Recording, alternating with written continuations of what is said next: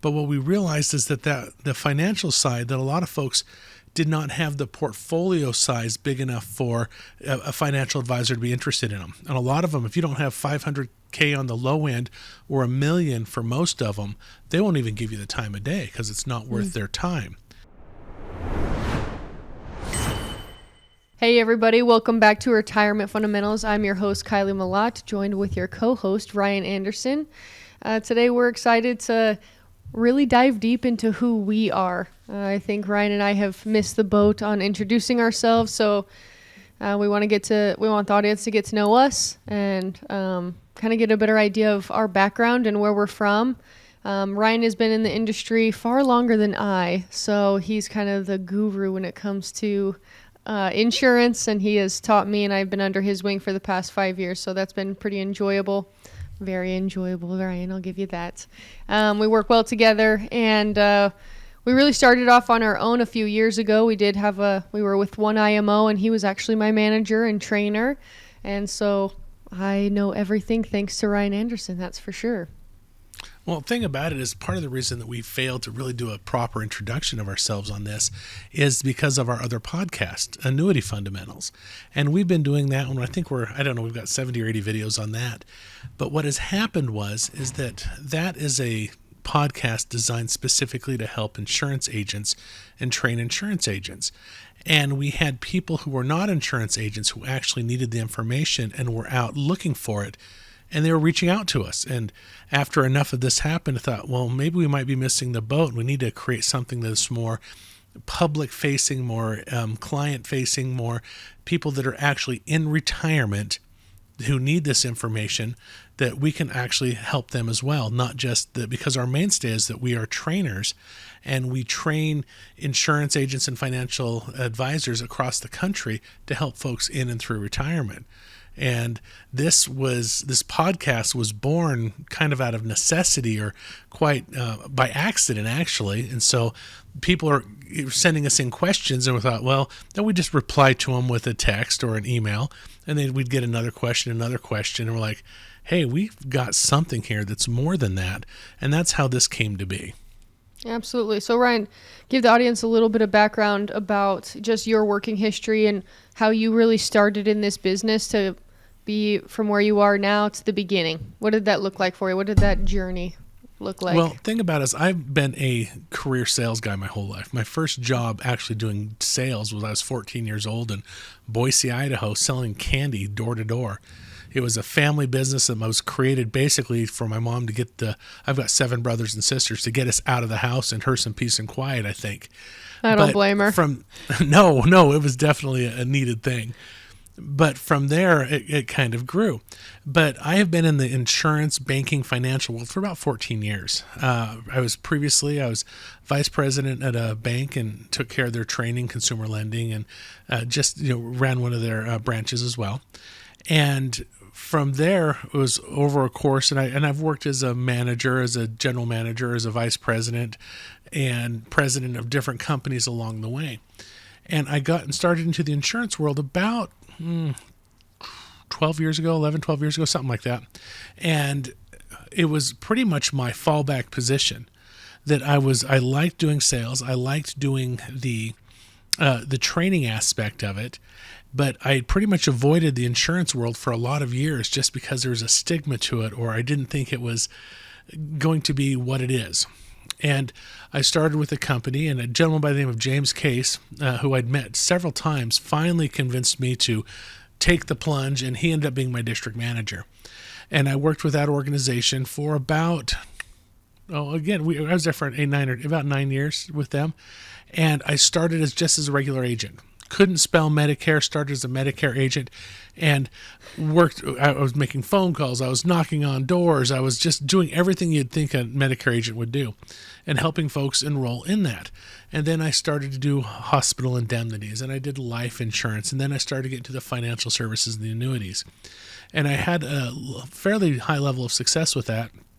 And the company asked me if I would take the promotion to a field manager and go to northern Idaho up near Coeur d'Alene and open an office there.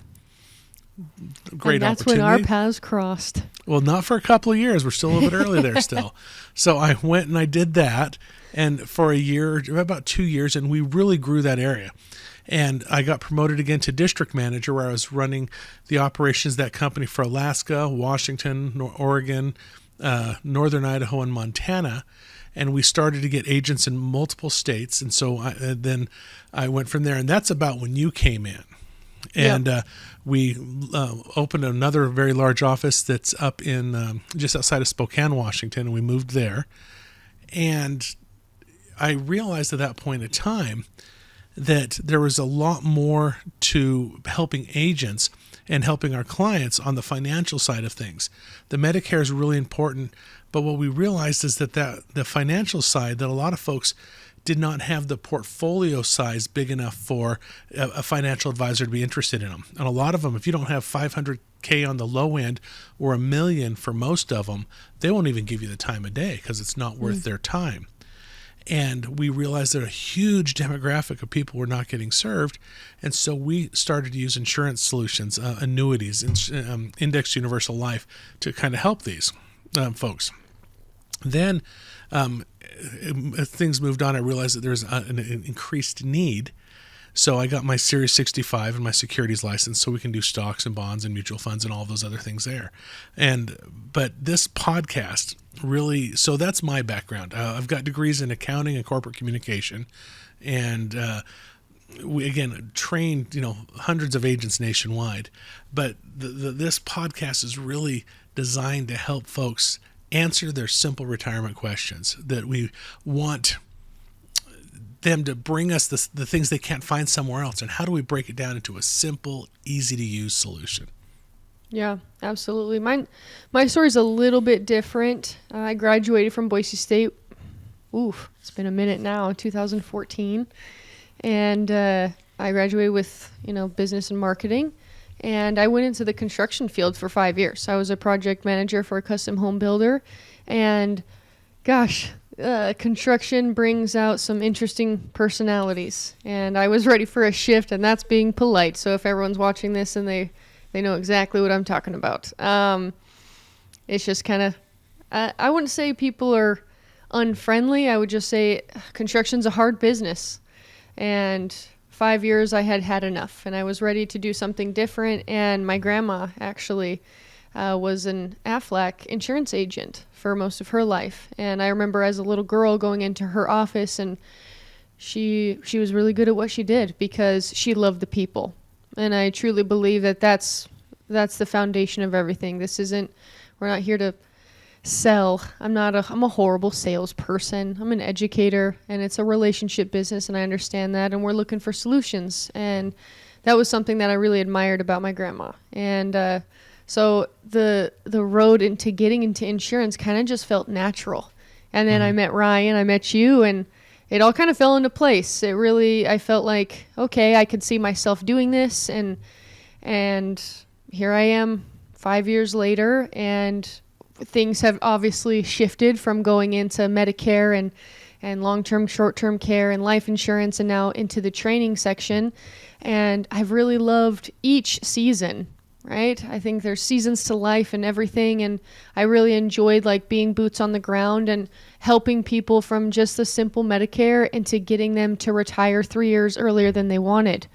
And I quickly learned that because this is such a relationship business, I'm not selling anything. I'm providing solutions where people didn't understand they were. I mean, you read Yahoo News or Barron or the Wall Street Journal or anything like that, and you can see that there's a need. I mean, you scroll, it doesn't matter the publication, you scroll and there are articles upon articles about retirement, and they're basic, right? And so basic, when I say basic, I'm meaning they're there. It's a thing that everyone's looking for. So if you're scrolling, you see retirement here. What do I do with my 401k? When should I start a Roth, right? An IRA. So it's a natural progression. And the past few years, as we have been training agents to start having those types of conversations with their clients, it's really opened my eyes to see you're right, Ryan. This is exactly why we're doing this podcast. There isn't enough information that is understandable for a lot of people. I mean, if you're reading a finance page, sometimes it can easily go over your head and you're not sure, okay, but how does that affect me? Right? That's the beautiful thing about meeting a client one-on-one is it's a personalized plan. And especially in retirement, you're having different conversations. It's no longer about accumulation. All right, how do I save money? No. You've had that conversation in your 20s, 30s, 40s, maybe your 50s if you're late to the game. But we're talking about the distribution side. And it's a completely different conversation and one that isn't had a lot. And so it's vital. I mean, I remember my first year as a Medicare agent just going in and realizing, these people have a 401k. It's not enough to live on for the rest of their life. What's your plan? Okay. I mean, I ask that a lot. Okay, you have $250,000. What's your plan for the next 30 years? Because in reality, that's what the retirement is, right? The statistic is if you have two in the home at 74, one of you is going to live into your mid-90s. So that's a 30-year retirement that we're talking about. And the longevity has increased. I mean, Social Security, when they put it in, well, why was 65 the age? Longevity, that's the life expectancy at the time. I know. How sad, right? If we hear somebody today, oh my gosh, I heard someone passed away at 60, 65. It's like, what happened? Like that is so young today. Yeah. When we're talking about this, and this is one of the things about it when it comes to retirement, it really comes back to our roots as Medicare agents. When we sat down with people and we would go through the initial appointment with them, there are 4 areas that really weighed heavy on that. And then we sit down that these are the 4, and this is what we specialize in. These are the areas that we still work in every day and that we can answer folks to and questions to. And if they need help with it, that we've got the contacts across the country to find somebody local to help them with it. And number 1 is, am I going to run out of money before I run out of life? As far as that goes, I mean, if you retired age 65, the traditional age for retirement, how long are you going to live? Days or decades? We don't know, and neither do you for most cases. Yep. The second one is if I get sick or injured and I have to go in the hospital, have I got adequate health coverage to take care of that? The third area is long-term care. If that hospital stay doesn't go so well and you end up needing basically around-the-clock care or significant support either in your home or facility, have you made adequate arrangements for that? The fourth one, if you die prematurely. Now, this is a big one, and this is something that we always thought of that as final expense insurance, but not that. That's just the beginning of it. Proper estate planning documents, and that is something that we've done several podcasts on the annuity fundamental side on that training website. And this is something that we're actually, this coming weekend, we've got some national experts coming in to talk about the estate planning piece. What do you need to do? And that's such a huge deal because everybody's like, well, I've got beneficiaries on my stuff. Well, great, but what if you become incapacitated and you can't take care of yourself? You're not dead yet.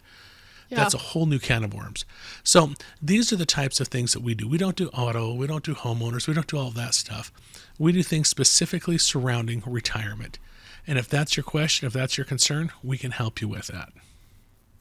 Absolutely. I think the biggest section in retirement that's really opened my eyes has been long-term care. I really haven't ever thought of long-term care. I came from a small town, so it's not like we had a few assisted living, 1 or 2 in town, but I had never known anyone to go in one. So my family all lives in that town, and that just wasn't on my mind ever, as it shouldn't be, right? I was young, I wasn't paying attention, but then when I was about junior high, my grandma, very active. Same grandma who sold insurance. She actually ended up breaking her back in the bathtub in her 60s. Oh, wow. And she just slipped. I mean, typical, right? Same story. I've heard it a dozen times from different clients. Oh, my grandma fell or I fell or whatever the case may be. And so she broke her back. And because I came from such a small town, we didn't have a lot of expectations on rehab. right? So physical therapy, that wasn't something that was talked about a bunch. And so looking back, I can see that my mom did the best she could along with her sister and her brother trying to take care of my grandma. She did very little or no physical therapy. So break your back, have little to no physical therapy. What happens? If you don't use it, you lose it, right? So her muscles just started to deteriorate. She was in a ton of pain and she became stationary. And you know as well as I do, if you're stationary, it's only a matter of time before your health will really rapidly deteriorate. And it did. I remember being in junior high and then high school, she would come to my basketball games and my mom would be pushing her in a wheelchair. And if you knew my grandma, that just like was not her vibe. She loved me and that's why she came. But she did not want to be seen out in a wheelchair because she wasn't the wheelchair type, but that was just her reality. Okay. And there's a lot of people watching this who are saying, I would never do that. Never say never. Yeah, okay? We get that a lot. It happens. Yeah. It happens all the time. And then soon it was, first it was a walker, then it was a wheelchair, and then it was soon she wasn't leaving the house. And my grandma didn't leave the house for years. And that's when I saw at-home healthcare like really take place. First, it started with her family. Just like a lot of viewers are thinking, well, I have kids. They're going to take care of me. And they did. But my mom still had 2 kids at home. She was raising me and my younger brother. My aunt had one at home and then 2 special needs kids in her home. So it was a stretch. And we all lived within a mile of each other. So transportation wasn't the issue. It was just time, right? Time taking away from, there were lots of nights that my mom wasn't home because she was spending the night at my grandma's, taking care of her at night. So just that transition of long-term care is something that I didn't think about until I was older and being like, oh my gosh, you have to have a plan in place. And my grandma sold insurance and she didn't have a long-term care plan in place because she's a lot like everyone watching. She's tough as nails. I'm not doing that. Bury me out back. I will not be that person. You know what? You can't control what you can't control. Yeah. And you're not that person until all of a sudden you are. But anyway, so that's what Retirement Fundamentals is about. That's the kind of stuff we do. Simple, straightforward, little short pieces for you. So yeah, with that being said, if you're having questions when it comes to retirement, contact us. retirementfundamentals.org. You can click on there. We have a ton of content, but more importantly, we have a contact us link. So if you just click that, you'll get a call with myself or Ryan or a part of our team, and we'll have you answer a few questions, kind of get a lay of the land to where you're at. And we can talk about your retirement and what that looks like for you. So book a time on our calendar and we'd love to chat with you. Thank you so much and we'll see you next time.